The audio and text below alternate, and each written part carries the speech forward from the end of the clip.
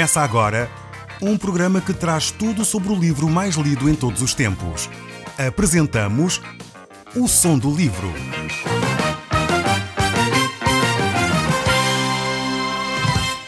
Seja muito bem-vindo. Neste podcast vai encontrar o livro mais conhecido e lido em todo o mundo. Vamos levá-lo numa viagem pela história da humanidade. Este é um audiolivro para si, para a sua família e sociedade em geral. Contextualização e comentários de Paulo Chaveiro. Estivemos a analisar o capítulo 8 do primeiro livro de Reis e nós não terminamos esse mesmo capítulo.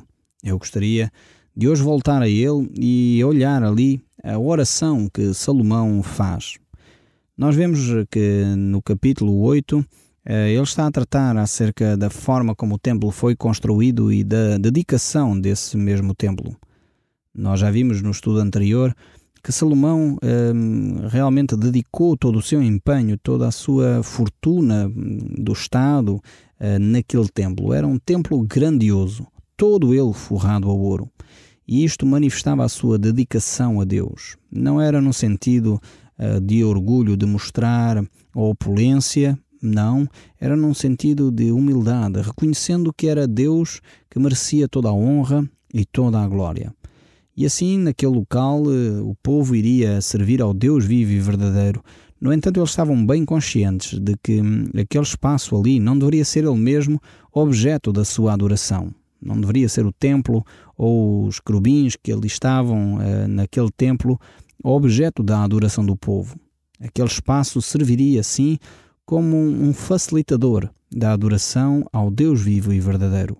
O Deus que criou todas as coisas, o Deus omnisciente e omnipresente, o Deus realmente poderoso para estabelecer todas as coisas. E esse mesmo Deus que o povo desejava adorar, e Salomão faz dessa forma. Por isso mesmo vamos analisar esta oração que de alguma forma Salomão vai fazer, assim como um discurso que ele faz para que o povo pudesse ouvir. Estamos então no capítulo 8 do livro de Reis, deste primeiro livro de Reis, e vamos ver a partir do verso 12. Diz assim a palavra de Deus. O rei Salomão fez o seguinte discurso. O Senhor disse que habitaria em lugar recôndito. Mas, ó Senhor, eu edifiquei-te uma morada aqui na terra, um lugar para viveres para sempre. Depois o monarca virou-se para o povo que se mantinha de pé e abençoou. Bendito seja o Senhor Deus de Israel, que fez hoje o que prometeu a meu pai Davi, visto que lhe disse: quando trouxe o meu povo do Egito, não indiquei nenhum lugar para a edificação do meu templo, mas nomeei um homem que fosse o líder do meu povo. Este foi o meu pai Davi. Ele quis construir um templo para o Senhor Deus de Israel, mas o Senhor disse-lhe que não.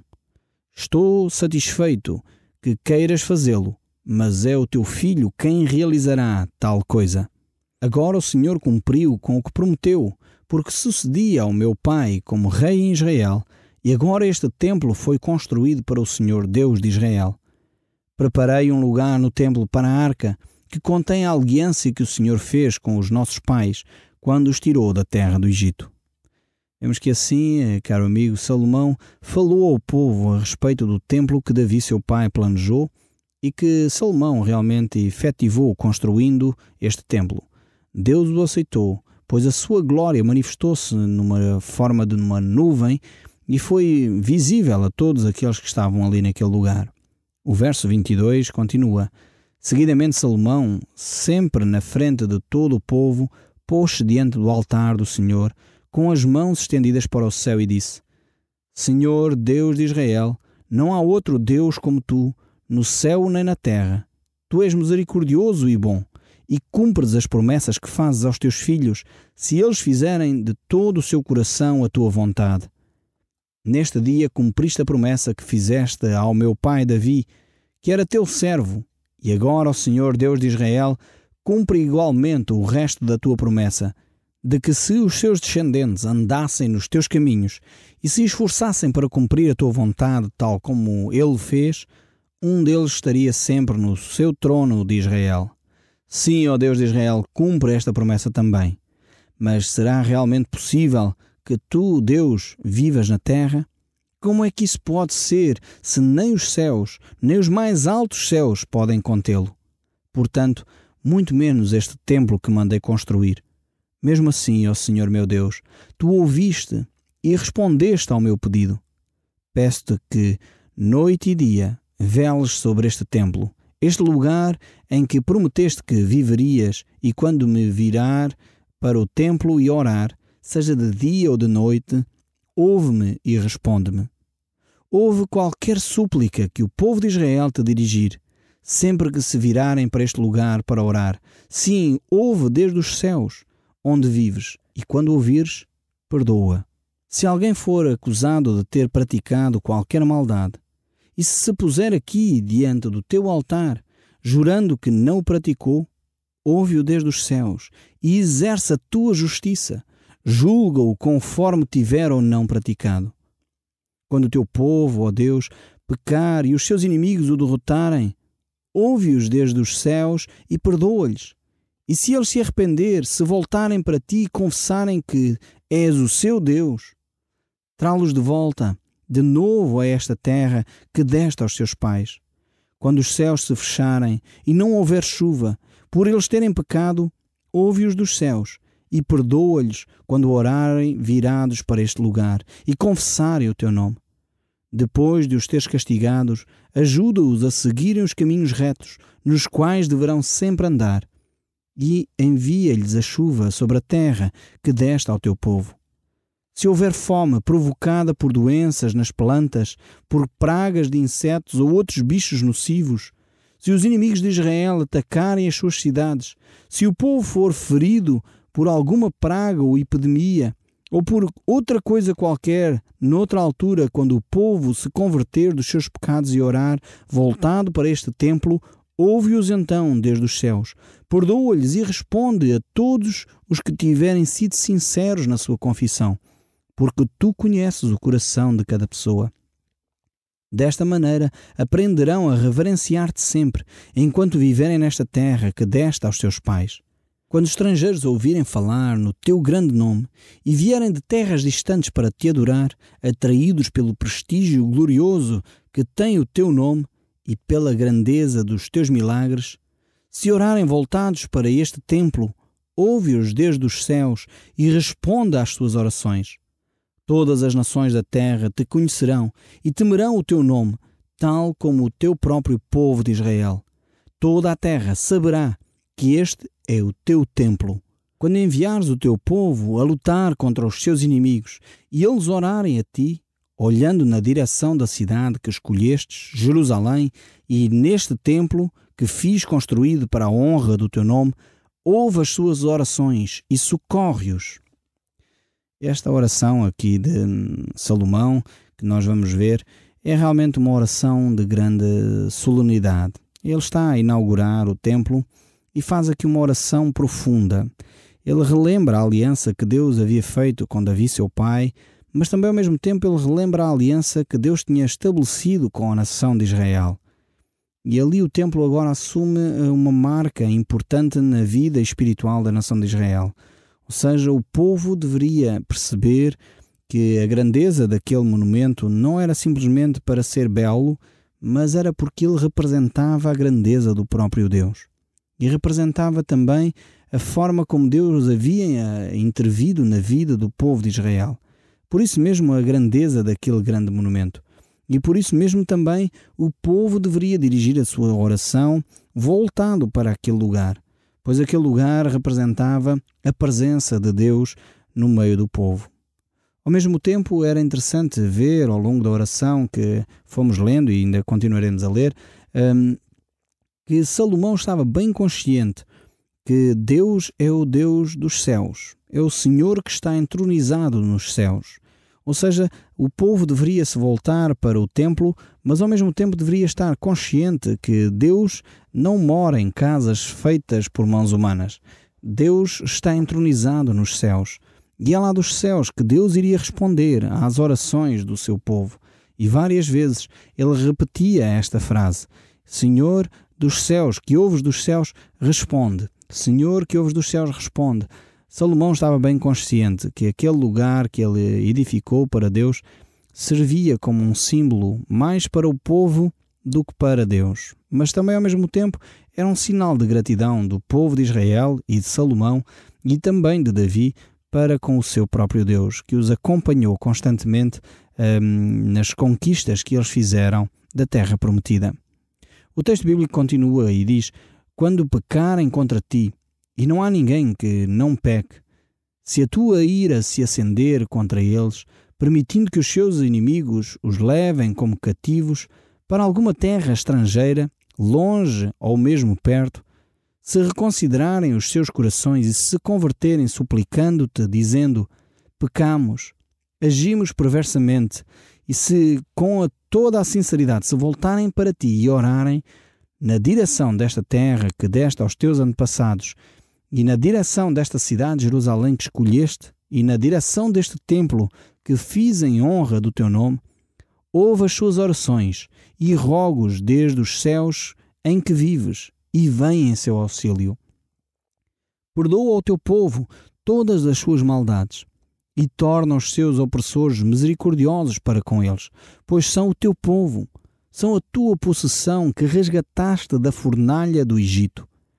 Que os teus olhos estejam atentos e os seus ouvidos abertos perante os seus clamores. Ó Senhor, escuta e responde quando te invocarem. Pois que, quando tiraste os nossos pais da terra do Egito, disseste ao teu servo Moisés que escolheras Israel de entre as nações da terra para serem o teu povo eleito. Mais uma vez, na sua oração, Salomão está num diálogo para com Deus e vai relembrando aquilo que já havia sido dito. No fundo, vai relembrando o pacto que Deus havia estabelecido com a nação de Israel, quando resgatou a nação do cativeiro no Egito. Ele começa a falar acerca da atitude, em primeiro lugar, do povo de Israel, da atitude do povo quando comete pecado, que se desvia dos caminhos de Deus. Mas ao mesmo tempo, ele, estando consciente dessa atitude, ele sabe que se as pessoas se voltarem para ali, para aquele templo, se arrependerem, Deus iria ouvir as suas orações. E então é nesse sentido que Salomão está a interceder, está a rogar pelo seu próprio povo, para que Deus realmente reconfirme a aliança que havia estabelecido com a nação de Israel. O verso 54 ainda diz: Salomão tinha-se mantido de joelhos e com as mãos estendidas para o céu. Ao terminar esta oração, levantou-se de diante do altar de Jeová e lançou uma voz bem alta, esta bênção sobre o povo de Israel. Bendito seja o Senhor que cumpriu a sua promessa de dar repouso ao povo de Israel. Não falhou nem uma palavra de todas as maravilhosas promessas transmitidas através do seu servo Moisés. Que o Senhor nosso Deus seja conosco, tal como foi com nossos pais, que nunca nos desampare, que nos dê vontade para cumprir toda a sua vontade e obedecer a todos os seus mandamentos e a todas as suas instruções que deu aos nossos antepassados. Que as palavras da minha oração lhe sejam sempre presentes, dia e noite, para que me possa amparar, assim como a todo o Israel, de acordo com as nossas necessidades diárias. Que toda a gente, em todo o mundo, fique sabendo que o Senhor é Deus e que não há outro. O meu povo que possa viver com retidão e honestidade perante o Senhor nosso Deus e obedeça às suas leis e mandamentos, tal como hoje está a acontecer. Vemos aqui esta declaração de bênção que Salomão faz sobre o povo e este estabelecimento de um compromisso com o povo de Deus. Mas ao mesmo tempo vemos aqui algo interessante, que é a postura física com que Salomão orou. Ele orou de joelhos e de braços levantados. Por vezes há pessoas que perguntam qual é então a posição correta para a oração. Eu quero dizer que a posição correta para a oração está em primeiro lugar no seu coração, na sua alma. Tem a ver mais com o estado da sua alma do que com o aspecto físico. O aspecto físico, se você está de joelhos, de pé, sentado, prostrado, tem a ver com como vai a sua alma. Talvez se você está num estado de celebração, de alegria, talvez se calhar quer ficar de pé e louvar a Deus dessa forma. Talvez se você está triste ou confessando o seu pecado, se calhar quer ficar de joelhos, prostrado diante de Deus. Talvez se você está abatido, triste, se calhar quer ficar sentado. Não há uma posição, digamos assim, mais correta que outra diante de Deus. A posição correta diante de Deus tem a ver com o seu coração, no estado em que está a sua alma. E a sua postura física deve, no fundo, revelar a atitude que está no seu coração. Se é prostrado no chão, do rosto em terra, se é de joelhos, se é de pé, se é sentado, tem a ver com aquilo que você sente no seu coração. E então, faça com que o seu corpo expresse, no fundo, aquilo que vai na sua alma. E é por isso que Salomão aqui estava de joelhos, de mãos levantadas para o céu, porque por um lado era um sinal de reverência a Deus, mas também um sinal de submissão para com Deus. Mas ao mesmo tempo um sinal de gratidão, pois ele tem as mãos levantadas para o céu. Então há um misto de reverência, humildade, submissão, alegria, que Salomão manifesta, inclusive, pela sua postura física. O verso 62 continua aqui a falar: o rei e todo o povo consagraram o templo, oferecendo sacrifícios de paz ao Senhor, num total de 22.000 vacas e 120.000 ovelhas. Como medida temporária, o monarca santificou o pátio em frente do templo para ali fazer os sacrifícios de holocausto, as ofertas de cereais e apresentar a gordura das ofertas de paz, visto que o altar de bronze era demasiado pequeno para tantos sacrifícios. Toda aquela celebração durou 14 dias e veio ali uma grande multidão, de uma extremidade à outra da terra. No fim de tudo, Salomão despediu a gente, que regressou a casa feliz por toda a bondade que o Senhor tinha demonstrado para com seu servo Davi e seu povo de Israel. E a população abençoou o rei. Vemos aqui que há uma atitude de sinceridade de coração, uma atitude de alegria, uma atitude também de gratidão para com Deus. E por isso mesmo foram oferecidos muitos animais em homenagem a Deus, de alegria, sacrifícios de paz, porque o povo realmente estava alegre por aquilo que Deus havia feito, não só para com Davi, mas também para com eles próprios. E realmente é um desafio de cada um de nós podermos viver dentro da vontade de Deus. Quando isso acontece o que estamos a ver relatado aqui. A grandeza da nação de Israel é manifestada por causa da integridade de um homem.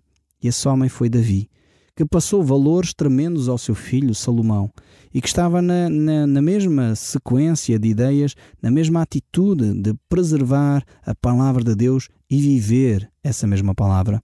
E quando nós vivemos dessa forma, podemos fazer prova de Deus e ver que Ele é realmente bom, como diz o salmista. Provai e vede que o Senhor é bom. O capítulo 9 deste livro aqui de 1 Reis continua a dizer no verso 1: quando Salomão terminou a construção do templo, do palácio e dos outros edifícios conforme fora a sua vontade, o Senhor apareceu-lhe uma segunda vez. A primeira tinha sido em Gibeão e disse-lhe: ouvi a tua oração, santifiquei este templo que construíste e pus nele o meu nome para sempre. Vigiarei sobre ele e o meu coração está ali constantemente. Se andares perante mim como o teu pai Davi, com toda a sinceridade e retidão, obedecendo aos meus mandamentos, farei com que os teus descendentes sejam reis de Israel para sempre, tal como prometia Davi quando lhe disse: um dos teus filhos estará sempre sobre o trono de Israel. Contudo, se tu ou os teus filhos me voltarem as costas, e se puserem a adorar outros deuses e a desobedecer-me, então levarei o povo de Israel da sua terra, da terra que lhes dei. Tirá-los-ei deste templo que santifiquei por causa do meu nome e afastá-los-ei da minha vista. Israel tornar-se-á num alvo de troça para as nações, num provérbio que corre de boca em boca com aviso para todos os povos. Este templo ficará num montão de ruínas, e qualquer pessoa que por aqui passar ficará espantada e abanará a cabeça dizendo: porque é que o Senhor fez tais coisas a esta terra e a este templo? E a resposta será: o povo de Israel abandonou o Senhor, seu Deus, que os tirou da terra do Egito, e agora adoram outros deuses. Foi por essa razão que o Senhor trouxe sobre eles este grande mal. Mais uma vez aqui Deus revela que Ele quer o seu povo próximo dele. Quer ter uma relação íntima com o povo. E por isso mesmo este templo, este espaço tão magnífico, não significa muito para Deus. O que Deus realmente quer é um coração íntegro e um coração reto diante dele. Por isso mesmo Deus fala com o povo como um pai querido fala com os seus filhos, quando pede para os filhos obedecerem. Se hoje meus filhos vejo que eles estão a fazer coisas que colocam em perigo a sua própria vida, eu como pai que me preocupo com eles, vou castigá-los, vou corrigi-los, vou procurar mostrar que as suas ações não estão corretas. Como alguns de vocês já vão sabendo, eu tenho 3 crianças e quando elas desobedecem por algum motivo, eu tento ajudá-las a perceber o erro que eles cometeram. Às vezes eles estão os 3 a brigar uns com os outros e muitas vezes é difícil perceber qual deles é que começou a briga. Então muitas vezes eu pego nos 3 e tenho que colocá-los de castigo para que eles possam aprender a obediência, para que eles possam aprender o respeito pelo outro, para que eles possam aprender que as coisas não se resolvem com brigas e confusões. Então eu, como pai, tenho que corrigir os meus filhos, tenho que ajudá-los a perceberem os valores pelos quais eles se regem, assim como Deus aqui faz com o povo de Israel. E é exatamente essa a chamada de atenção que Deus faz. Nós, como filhos de Deus, podemos experimentar grandes bênçãos. Deus nos tem abençoado com toda a sorte de bênçãos nos lugares celestiais. Esta é uma promessa de Deus para si e para mim. Infelizmente, muitos filhos de Deus não usufruem dessas bênçãos de Deus porque se viraram de costas para Deus, esqueceram os princípios que Deus tem para eles, afastaram-se daquilo que Deus deseja que eles façam, que é amar o próximo como eles mesmos. E quando nós não vivemos dentro da palavra de Deus, infelizmente, muitas vezes vamos ceifando aquilo que semeamos. Talvez situações de amargura, situações de revolta, conflitos. E é necessário que o Filho de Deus procure constantemente na palavra de Deus os princípios para o seu dia-a-dia. E no seu dia-a-dia possa-se conduzir dentro desses mesmos princípios. Quando nós, como filhos de Deus, fazemos isso, certamente a presença de Deus em nós é tremenda. A paz de Deus enche o nosso coração. E sem dúvida alguma experimentamos aquilo que Jesus prometeu, de termos uma vida e uma vida abundante. Este é o meu desejo para si. Por isso, coloque hoje mesmo a decisão no seu coração de viver dentro da vontade de Deus, de viver em conformidade com a palavra de Deus. No próximo programa nós continuaremos a ver os textos bíblicos e aquilo que Deus quer nos ensinar. Até lá, fique sempre na nossa companhia e que Deus o acompanhe e guarde. O Som do Livro, uma produção da Rádio Transmundial de Portugal.